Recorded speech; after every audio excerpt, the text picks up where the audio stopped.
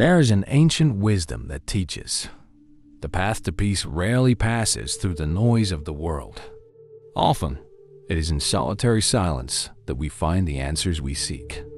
Among mist-covered mountains, far from the clamor of civilization, there is a truth that few dare to confront.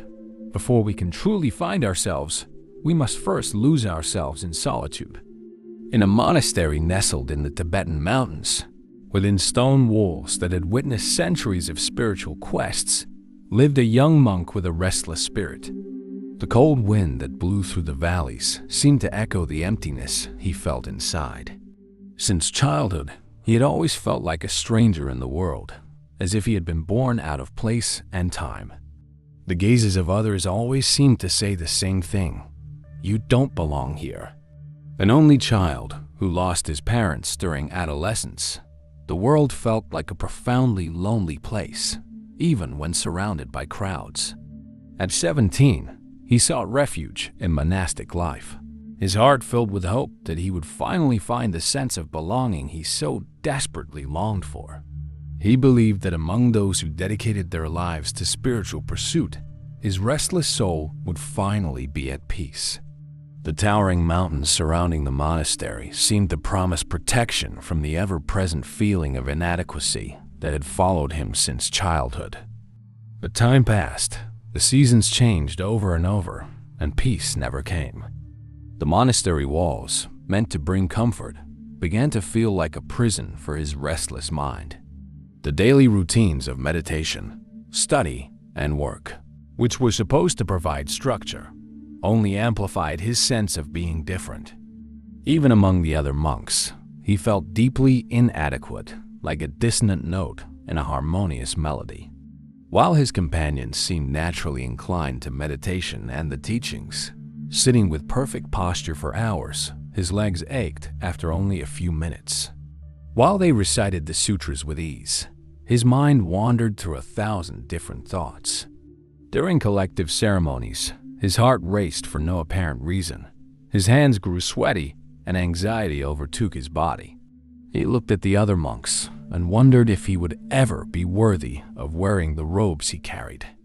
At night, alone in his small cell, his thoughts grew even louder.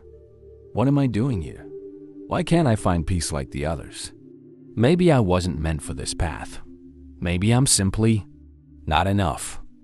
The fear of being discovered as a fraud grew with each passing day. It was only a matter of time before everyone saw what he suspected to be true, that he didn't belong in this sacred place. On spring mornings, when the first rays of sunlight touched the mountains, he would watch birds flying in perfect formation across the sky. Even they know their place in the world, he thought. Even they have a clear purpose and companions for the journey. What's wrong with me? This question tormented him like a negative mantra repeating endlessly in his mind.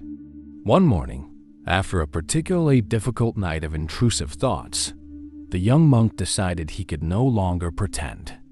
During the morning meditation, his anxiety was so intense that he could barely breathe.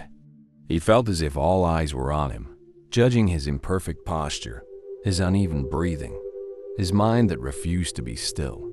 In an impulsive moment, he abruptly stood up and left the meditation hall, breaking the sacred silence with the sound of his hurried footsteps.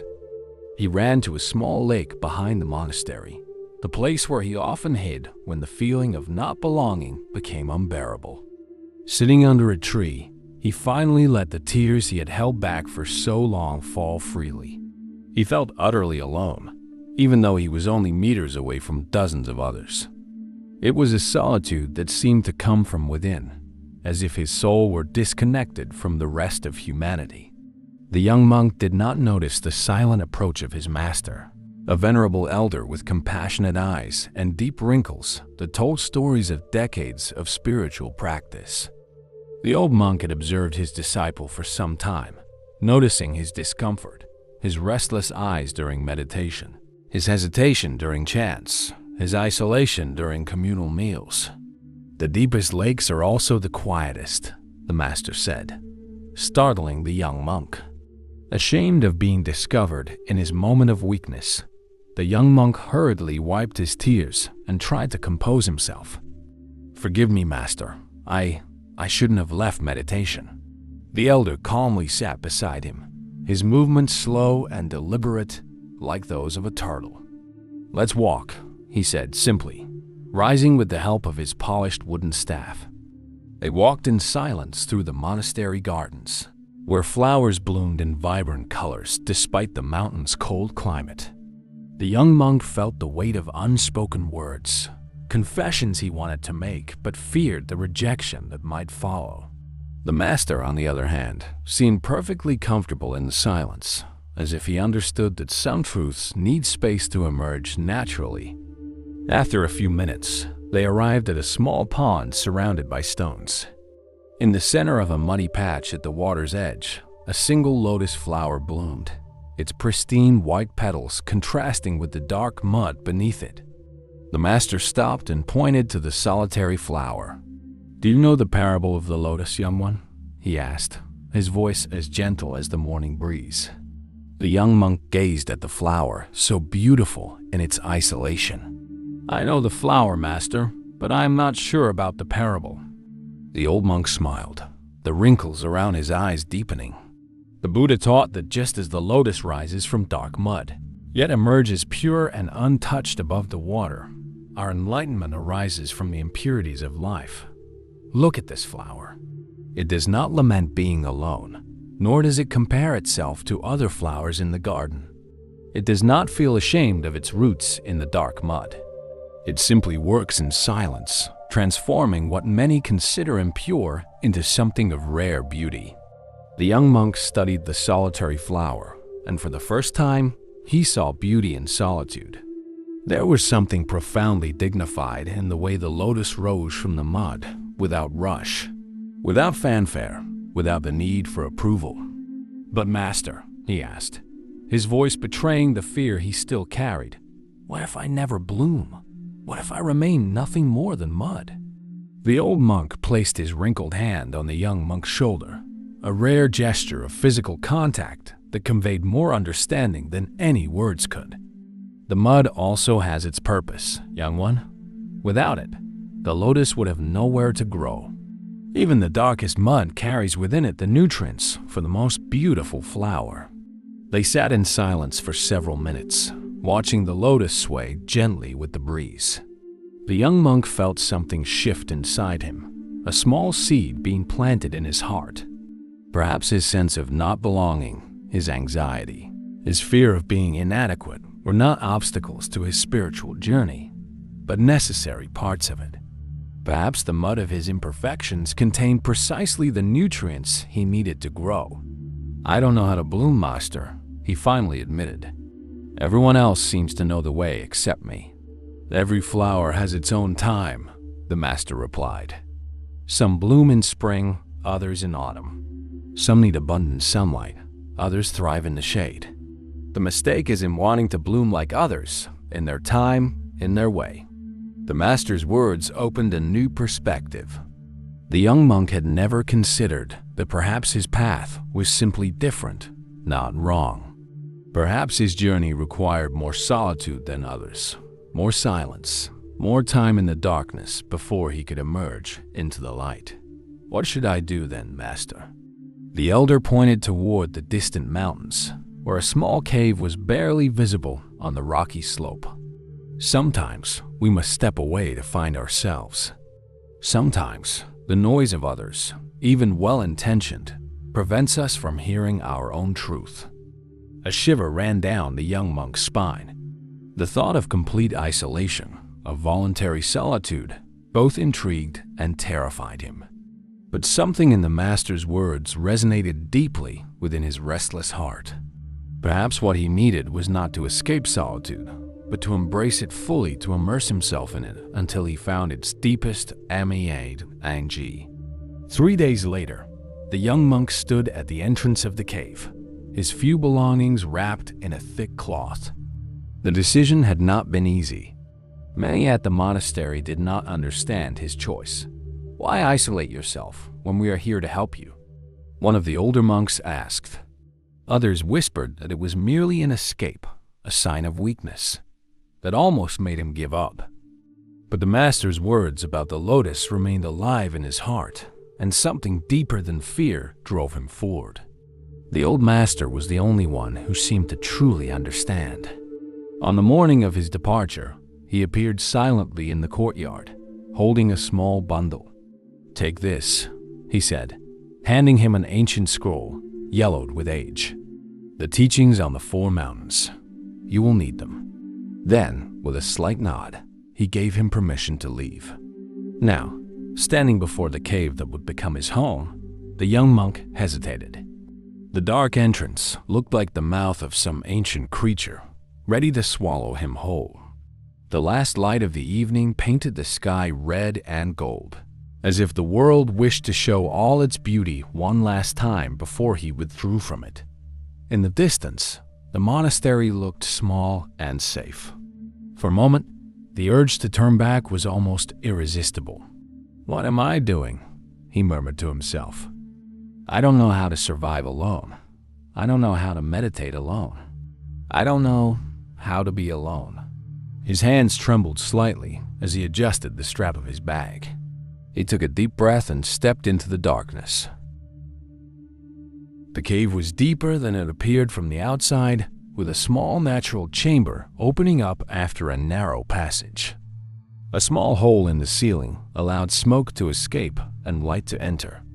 It was surprisingly dry, and after a few hours of arranging the space, it felt almost livable.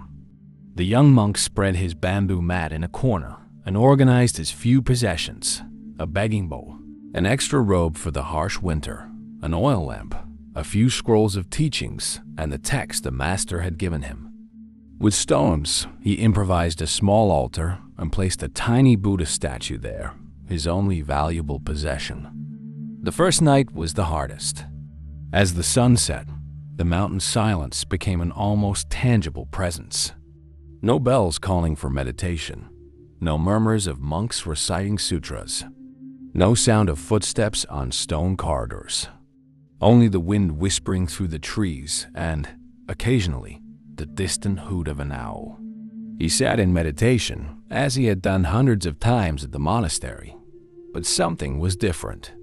Without the support of others' presence, without the familiar structure of the meditation hall, he felt completely lost.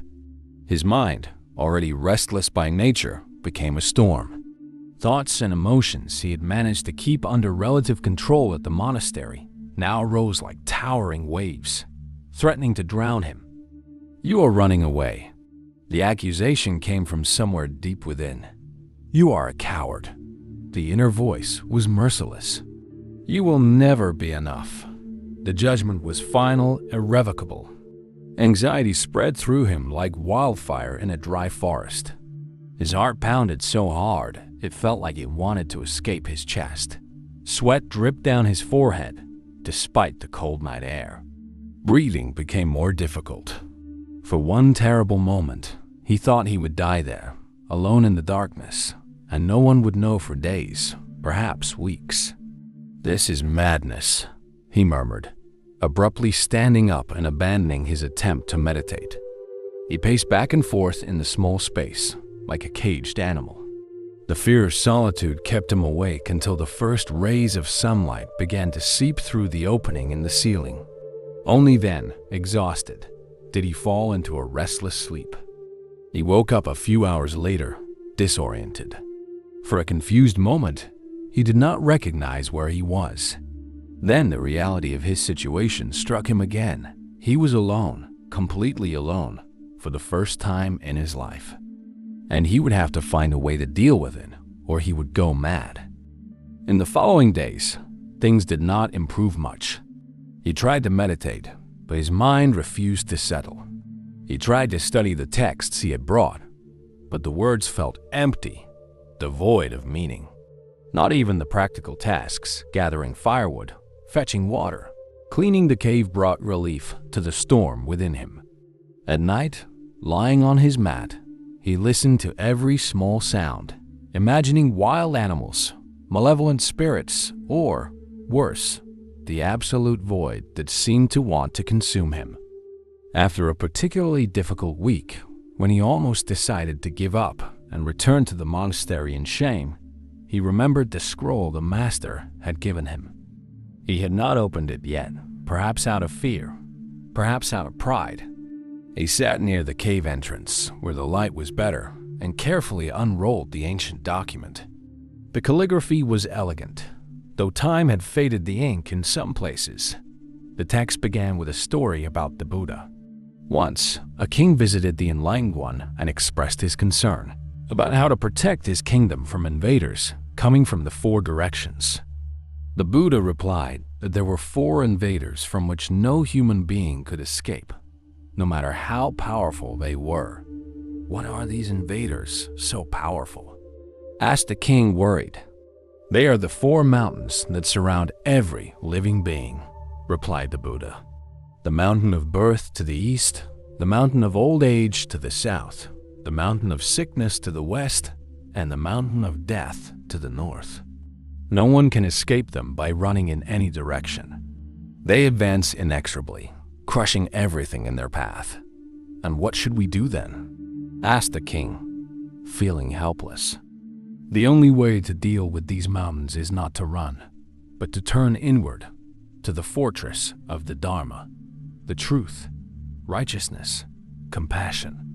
Only there will you find true refuge." The young monk read and reread the passage several times. Gradually, an understanding began to take shape. His anxiety, his fear of inadequacy, his sense of not belonging, were they not like the mountains in the story? Inevitable aspects of the human condition, advancing relentlessly, impossible to escape by fleeing. "I cannot run from my fear by running from others," he thought. "The mountain will follow me wherever I go." That night, instead of fighting the anxiety consuming him, he decided to face it directly. He sat in meditation, and when panic began to rise, he did not try to suppress it or distract himself. He observed it as one would observe a storm on the horizon, powerful, terrifying, but also temporary.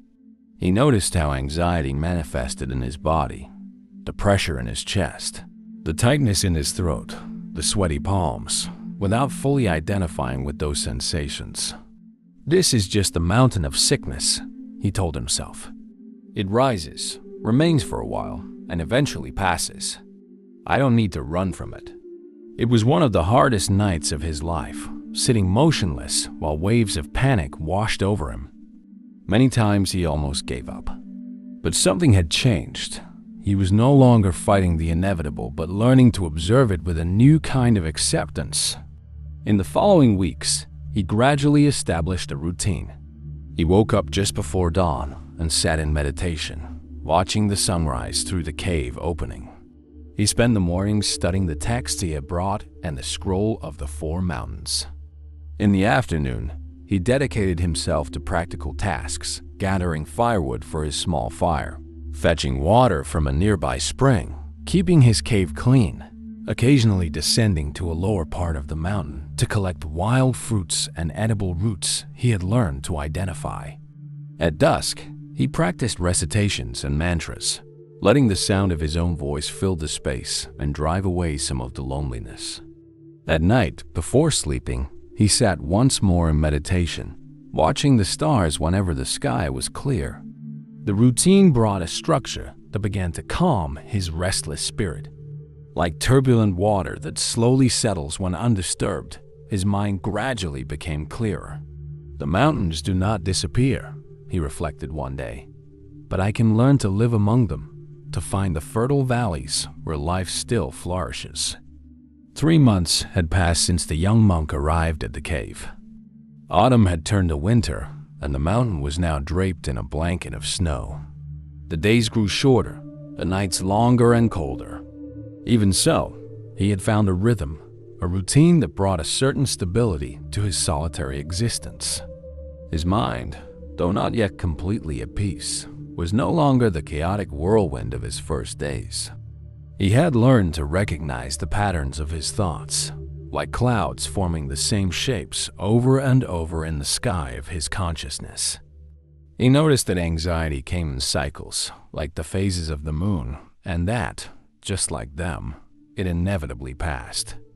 And in the gaps between his thoughts, in the moments of stillness that were becoming more frequent, he began to glimpse something he could not name a peace unlike anything he had ever experienced. But nature is unpredictable, and the mountain holds its own challenges for those who seek its secrets. One winter afternoon, the sky darkened suddenly. What began as scattered snowflakes soon became a fierce storm. The wind howled like a wounded animal, and the snow fell in dense sheets, making it impossible to see beyond the entrance of the cave. The young monk watched the storm with growing apprehension. Normally, every few days, he would descend the mountain to a nearby village to beg for food, a traditional practice that connected him to the world and ensured his survival. He had learned to supplement these offerings with plants and roots foraged from the forest, but winter made these resources scarce. He relied on his regular visits to the village to get by. The storm raged for one day, then two, then three. His modest food supply began to dwindle dangerously.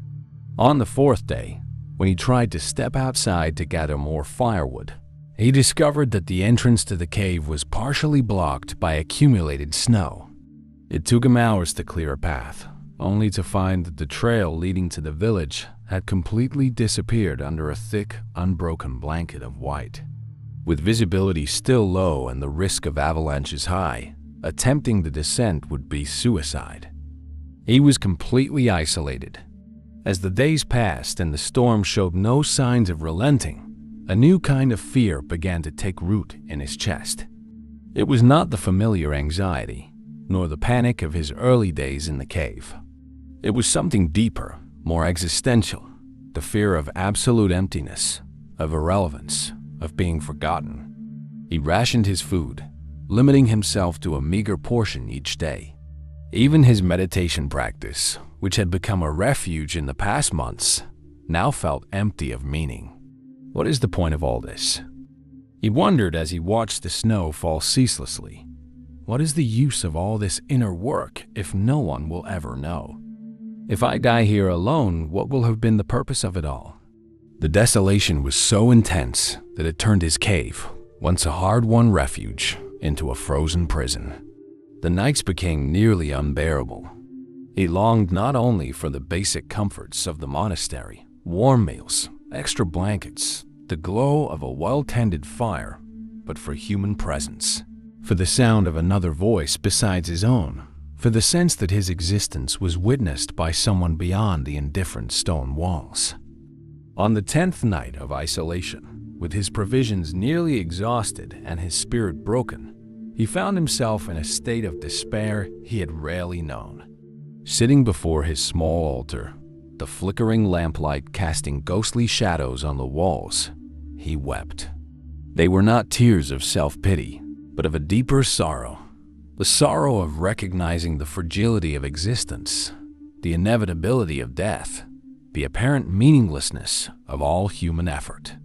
If no one but me witnesses my transformation, did it really happen? He whispered to the silent Buddha statue. Am I truly seeking enlightenment or just hiding from a world that has rejected me? What is more frightening, dying or living a life that no one notices? The silence that followed seemed to confirm his worst fears. He was utterly alone in the universe. That night, nearly resolved to abandon everything once the storm allowed it, exhaustion and tension pulled him into a restless sleep. Sometime in the early hours, he woke with a start. The cave was darker than ever. His lamp had burned the last of its oil. He fumbled in the darkness until his hands found his scrolls, carefully stored in a niche in the wall, protected from moisture. He could not read in the pitch black, but he felt a need to hold something tangible, something that connected his thoughts to the wisdom of those who had walked this path before him. His fingers found the ancient Dhammapada, the words attributed to the Buddha himself. He clutched the text to his chest as a child clings to a toy during a storm. Surprisingly, the mere contact with the parchment brought a moment of calm.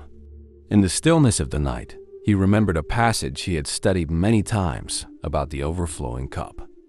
Once, an eager student full of his own opinions asked the Buddha why, despite years of studying the teachings, he had not yet attained enlightenment. In response, the Buddha picked up a cup and began pouring water into it. Even when the cup was full, he continued pouring, letting the water spill over the edges and onto the ground. "What are you doing, master?" the confused student asked. "Like this cup," the Buddha explained. "Your mind is filled with your own opinions and speculations. How can I show you the truth if you do not first empty your cup?" In the utter darkness of the cave, this story took on a completely new meaning. The young monk realized that his despair did not come from lack, but from excess. His mind was overflowing with expectations, judgments, preconceived ideas of what his spiritual journey should be. He had expected his path to be heroic, meaningful, witnessed. He had expected quick results, dramatic transformations. He had expected solitude to always be productive, never painful. His cup was so full of these expectations that there was no room to receive reality as it truly was. And what was that reality? The silent snowfall outside, the biting cold, the gnawing hunger, the darkness pressing in, the fear of death, the uncertainty of tomorrow, all of it real, immediate, present. Perhaps, he thought, the emptiness I fear is not an absence, but an opportunity. Perhaps my solitude is not a punishment, but a cup being emptied to receive something new.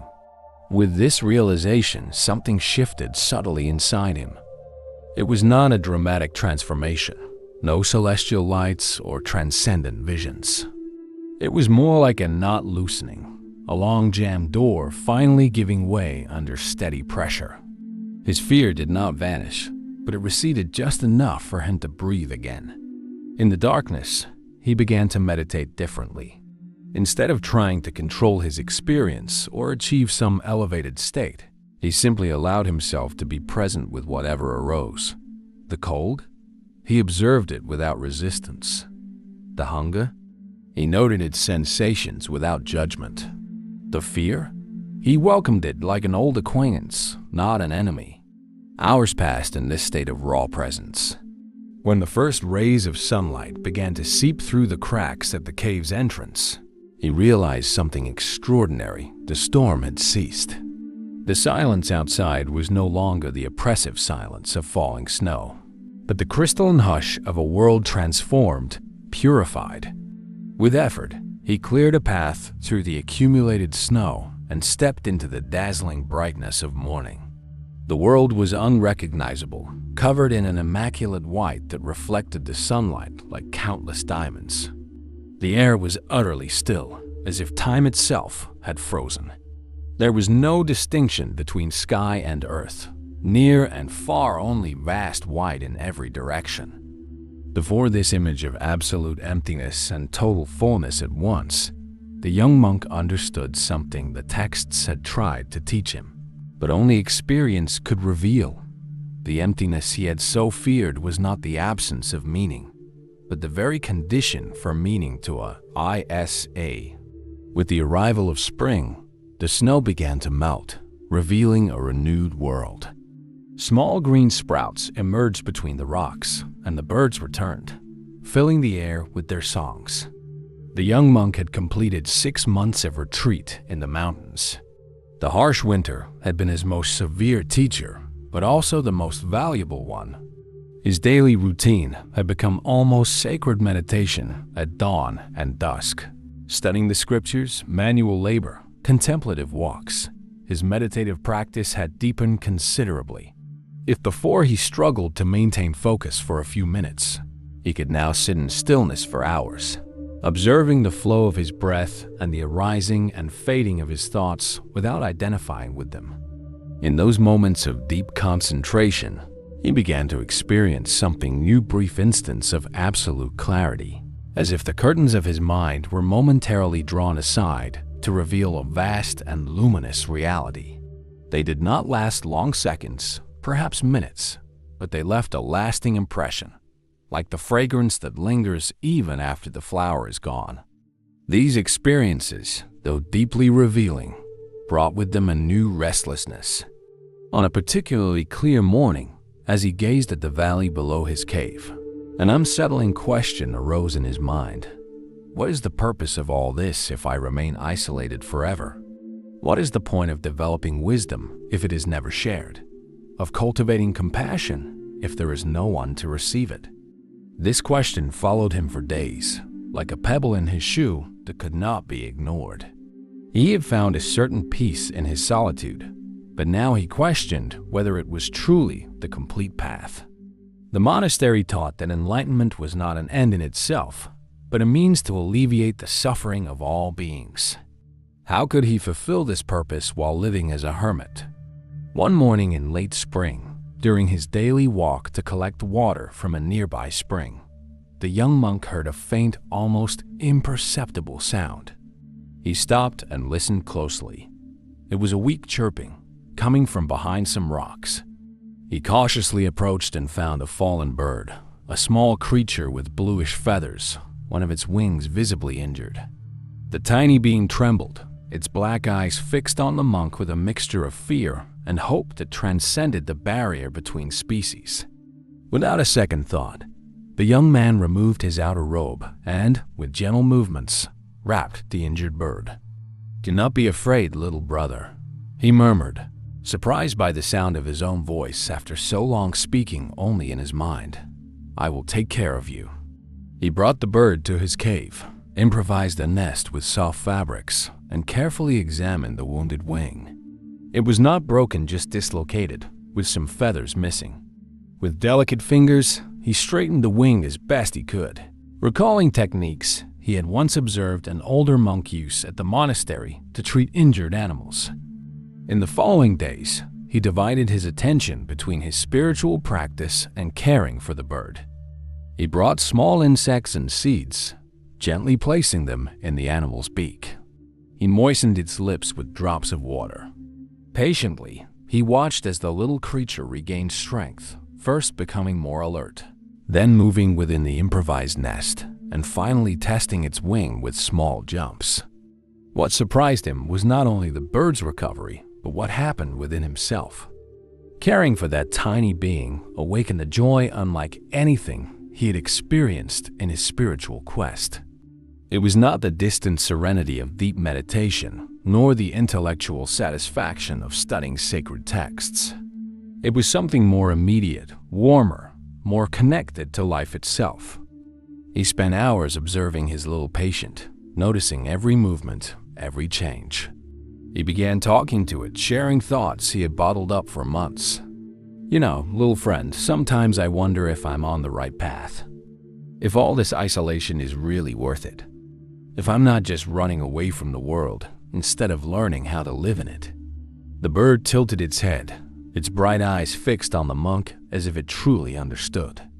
This simple connection, this exchange of glances between two such different forms of life, contained a wisdom that many ancient texts tried to express, but that only direct experience could truly convey. One afternoon, as he watched the nearly recovered bird practicing small flights inside the cave, the young monk recalled a teaching he had studied at the monastery, a Buddhist adaptation of Socrates' 3 filters. The great Greek philosopher taught that before speaking or acting, we should pass our intentions through 3 filters. Is it true? Is it necessary? Is it kind? In Buddhism, these filters are translated as, is this action aligned with truth, Saka? Does it serve the purpose of reducing suffering, dukkha? Is it motivated by compassion, karuna? Sitting at the entrance of his cave, with the bird hopping freely beside him, the young monk began to examine his retreat through these 3 filters. "My isolation passes the first test," he reflected. "It is a true search for self-knowledge, not a lie I tell myself. I am not pretending to be something I am not, nor seeking external recognition. I am genuinely trying to understand the nature of the mind and reality."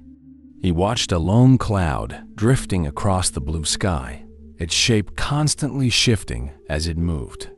"It also passes the second test," he continued his reasoning. It was necessary for my growth.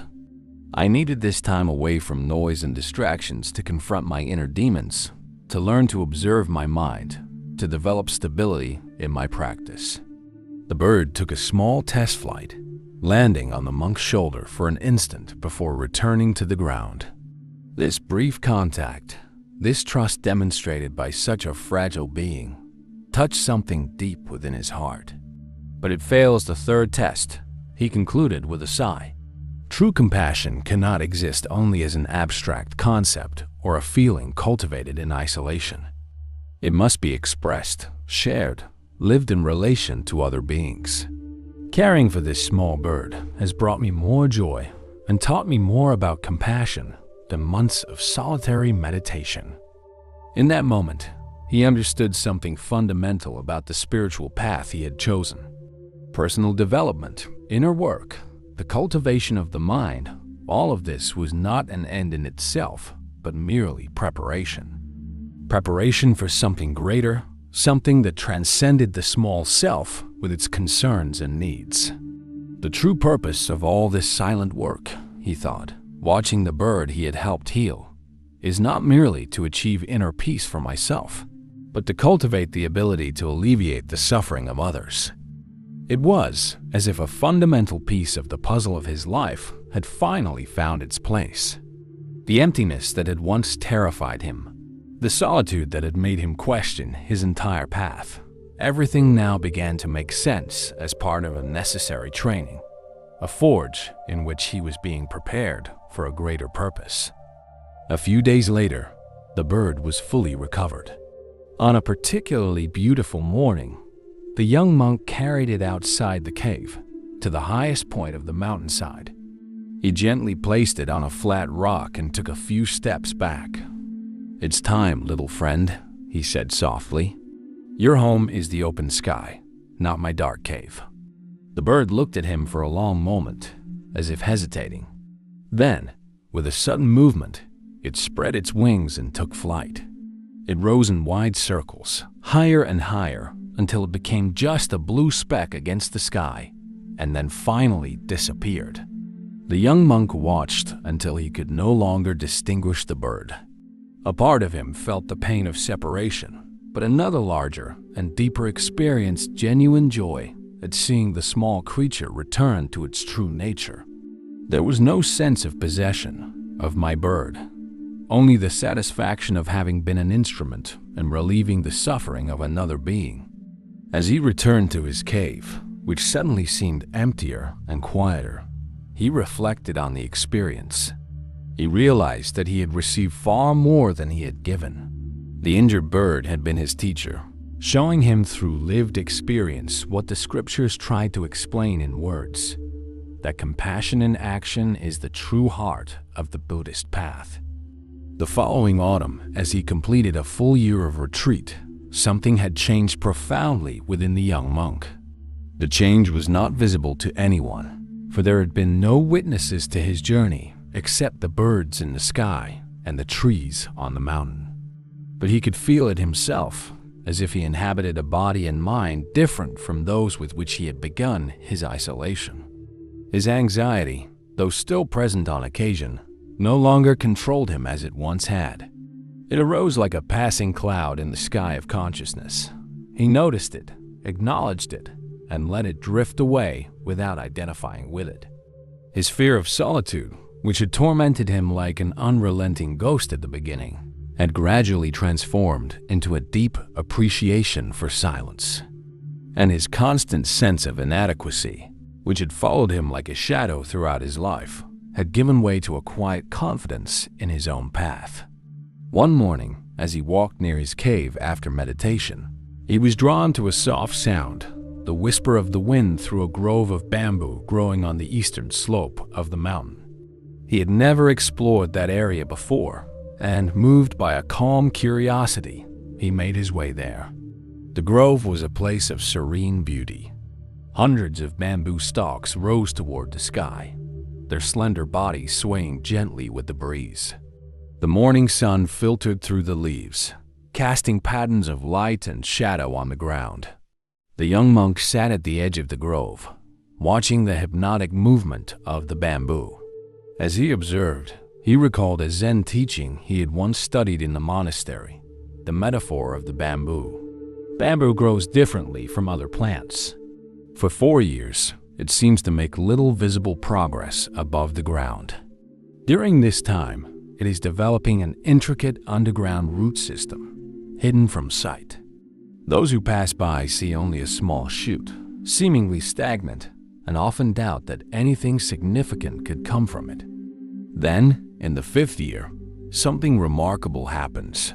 The bamboo can grow up to 90 centimeters in just 6 weeks.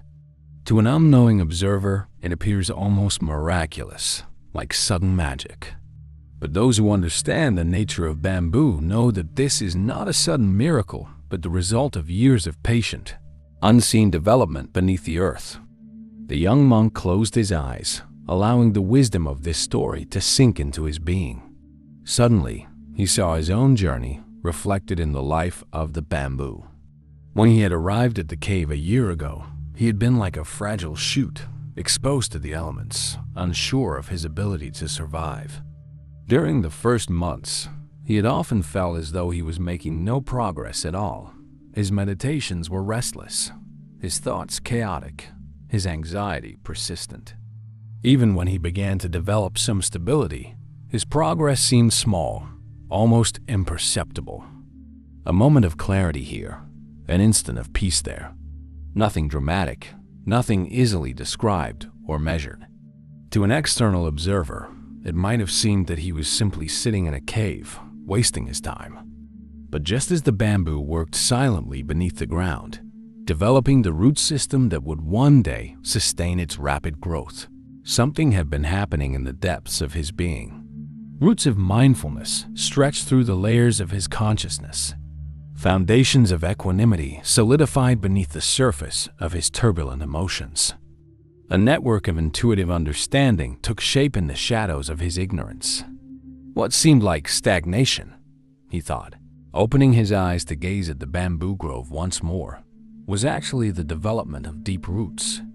This realization brought a new kind of peace, not the shallow peace of someone escaping their problems, but the deep peace of someone who understands the natural rhythm of authentic growth. His silent work, his inner struggles, his moments of despair and clarity, none of it was less valuable simply because it was invisible to the outside world. On the contrary, it was the necessary foundation for any meaningful contribution he might offer in the future. In the days that followed, he continued visiting the bamboo grove, often bringing the texts he studied. Seated among the tall, flexible stalks, he began to understand other lessons the bamboo had to teach. He observed how bamboo, despite its apparent fragility, was extraordinarily resilient. During a storm, he watched as the stalks bent with the violent wind, almost touching the ground, only to return upright once the storm had passed. Unlike the rigid oak trees that sometimes snapped under the force of the elements, bamboo survived through its flexibility. True strength is not in rigidity, but in the ability to bend without breaking, he reflected, seeing in this a metaphor for the emotional resilience he had been developing. His practice was not eliminating life's challenges, but transforming his relationship with them. He also noticed how each bamboo stalk, though part of an interconnected root system, grew at its own pace, in its own direction, finding its unique path toward the light. No two stalks were identical, even though they emerged from the same underground rhizome. The spiritual path is the same, he thought. We all share the same fundamental teachings, the same ancestral roots of wisdom, but each of us must find our own authentic expression of these principles. This understanding freed him from a burden he hadn't even realized he was carrying, the pressure to progress like others, to have the same meditative experiences described in the texts, to follow a predetermined path to enlightenment. His path was unique, just as each bamboo stalk was unique, and this was not a flaw but an expression of life's infinite creativity. One afternoon, as he meditated in the grove, a clear vision of his journey unfolded before him. He saw the anxious, insecure young man he had been, desperately seeking belonging and external validation. He saw the months of struggle in the cave, the confrontation with fear and solitude. He saw the crucial moment when the snowstorm had nearly broken him, forcing him to face emptiness. He saw the awakening of compassion through his care for the injured bird. And he saw where he stood now, not perfect, not fully enlightened, but fundamentally transformed. The most surprising part of this vision was not the dramatic changes, but the small ones. The way he could now sit in silence for hours without torturing himself with thoughts of inadequacy. How he could observe difficult emotions with equanimity instead of being consumed by them. How he had developed a kinder and more compassionate relationship with himself, speaking inwardly with the same gentleness he would offer a dear friend. A deep understanding began to crystallize. True transformation is rarely dramatic or spectacular. Most often, it happens in small moments of clarity, in habits cultivated day by day, in choices made when no one is watching. The value of spiritual work was not in its external recognition, but in its internal authenticity. The monk who arrived at this cave a year ago no longer exists, he reflected, watching the sun set behind the mountains, bathing the bamboo grove in golden light. And the monk I am now will also pass. Everything is impermanent. Everything is in constant transformation. The very idea of a solid, unchanging self is an illusion. This realization of impermanence, far from being disheartening, brought an unexpected freedom. If nothing remains the same, then his suffering, too, is temporary. If the self is merely an ever-changing process, then he is not bound to be who he was in the past. That night, as he returned to the cave, he noticed that his body moved differently, more relaxed, more grounded, more present.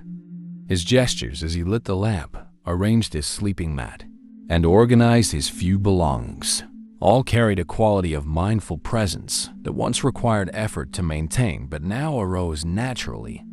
In the stillness of the night, beneath the starlight filtering through the cave's opening, the young monk realized he was at a turning point. A cycle had completed.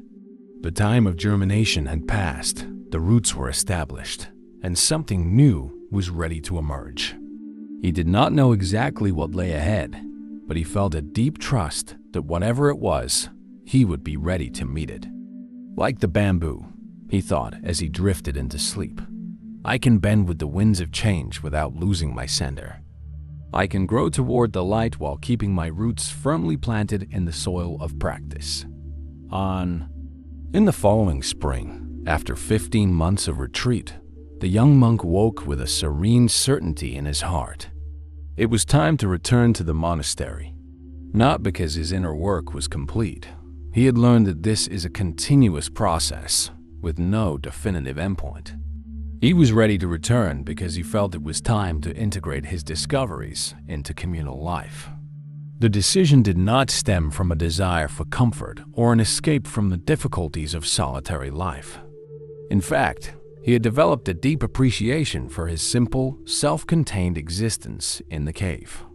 The call to return came from a deeper place, an intuitive understanding that the true test of his growth was not in remaining sheltered on the mountain, but in bringing what he had learned back to the complex world of human relationships. He gathered his few belongings, the sacred text now worn from constant use, the alms bowl, the extra robe that had once served as a nest for the injured bird, the small Buddha statue that had been his silent companion. He looked around the cave one last time, feeling a strange mix of detachment and gratitude. This simple stone space had been his home, his temple, his classroom, and his mirror. Within its bare walls, he had faced his deepest fears and uncovered his most profound truths. "Thank you," he whispered to the empty space, sensing that the very stones had absorbed something of his journey and deserved acknowledgement. The descent from the mountain was both physically and symbolically significant. Each step brought him not only closer to the monastery, but also back into the world of shared responsibilities. human voices and relationships with all their complexities and challenges. As he followed the winding path down the slope, he noticed how differently he perceived the world. Now colors seemed more vivid, sounds clearer, sensations more immediate. It was as if the practice of mindfulness had lifted a veil that once separated his awareness from direct experience. As he reached the lower valleys, he encountered some villagers who recognized him as the monk from the mountain, a title he hadn't known he had acquired. Apparently, his solitary presence in the cave had become known in the nearby villages, and stories had begun to circulate. Some saw him as a mysterious sage, others as an eccentric who had abandoned normal responsibilities. He received both views with the same serene smile, feeling no need to correct or explain. By mid-afternoon on the second day of walking, he spotted the monastery in the distance. The stone buildings nestled against the mountainside, the curved rooftops, the courtyards where he had spent countless hours in practice. It all seemed both familiar and completely new. For a moment, he felt a pang of apprehension. How would he be received? What would he say to explain his long absence? Did he truly have anything valuable to offer after his time in isolation? He took a deep breath, observing the anxiety arise and allowing it to be present without letting it overwhelm him. This, too, is part of the journey, he reminded himself, continuing forward with steady steps. As he neared the monastery, he decided to pause before passing through the great gates. There was a small grove nearby where he used to meditate whenever the pressures of communal life became overwhelming. He made his way there, wanting to reconnect with his inner stability before facing the inevitable questions and reactions. To his surprise, upon entering the clearing, he saw his old master sitting under a tree, eyes closed in meditation, as if he had been waiting for him. The elderly monk, whose hair had grown even whiter during their time apart, slowly opened his eyes and smiled at him, showing no sign of surprise at his return. "The circle is complete," the master said simply, gesturing to the space beside him for the young monk to sit. For a few minutes, they sat together in silence. It was a comfortable silence, free of the need for immediate words. The young monk realized that before his retreat, he would have felt compelled to fill this space with explanations, justifications. Now, he could simply be present with another human being, sharing the moment without anxiety. Finally, the master spoke. "Did you find what you were searching for, young one?" The monk reflected for a moment before answering. "Not exactly, master. I found something different. I discovered that I didn't need to search only to uncover what was already there." The old man nodded, his eyes gleaming with approval. "And what was there?" "At first, I found my fears, my anxieties, my sense of insufficiency stronger and clearer than ever, with no distractions of daily life to mask them." He paused, gathering his thoughts. "Then, I found the emptiness behind those fears frightening at first, but eventually liberating. And finally, I found the ability to be present with all of it without being consumed. A compassion that does not depend on external circumstances." The master smiled again, more broadly this time. "You have completed the Bodhisattva's circle." "The Bodhisattva's circle?" the young monk asked, intrigued. The elder traced a perfect circle in the dirt between them with his finger and began to explain. "In Mahayana Buddhism, we teach that the spiritual path is not a straight line leading from ignorance to enlightenment, but a circle. We begin in the world, full of suffering and confusion. At some point, we feel the call to look inward, to work on ourselves, to seek a deeper truth beyond appearances. So we withdraw not necessarily to a physical cave as you did, but certainly into an inner journey." The master continued, pointing to different points in the circle he had drawn. "During this period of introspection, we confront our inner demons, develop mental stability, and cultivate virtues like mindfulness, equanimity, and compassion. It is an essential time, a necessary foundation. But it is not the end of the journey. His finger completed the circle, returning to the starting point. Eventually, we feel a new calling, the call to return to the world. Not to be lost in it again as before, but to serve it with the wisdom and compassion we have developed. This is the path of the Bodhisattva, the one who works not only for their own liberation, but for the liberation of all beings. The young monk felt a deep resonance with these words, as if they articulated something he had already known intuitively, but had not been able to express. Your feeling of insufficiency was not a weakness, young one, the master continued gently. It was the beginning of wisdom. Those who never question their adequacy rarely seek to grow beyond who they already are. Your isolation was not an escape, but a necessary incubation. And your return now is not a defeat, but the natural completion of a cycle and the beginning of another. They walked together toward the monastery, where the young monk was met with curiosity, but also with respect. There was no need for long explanations or dramatic stories about his time on the mountain. What he had lived was present in his way of being, in the quality of his presence, in the depth of his gaze. In the years that followed, he reintegrated into monastery life, but in a different way. He no longer sought desperately to fit in or to prove his worth. He no longer constantly compared himself to other monks or tormented himself with thoughts of inadequacy. He had found an inner center of gravity that did not depend on external validation. To me, the most remarkable thing was not that he became a great speaker or a scholar reciting ancient texts.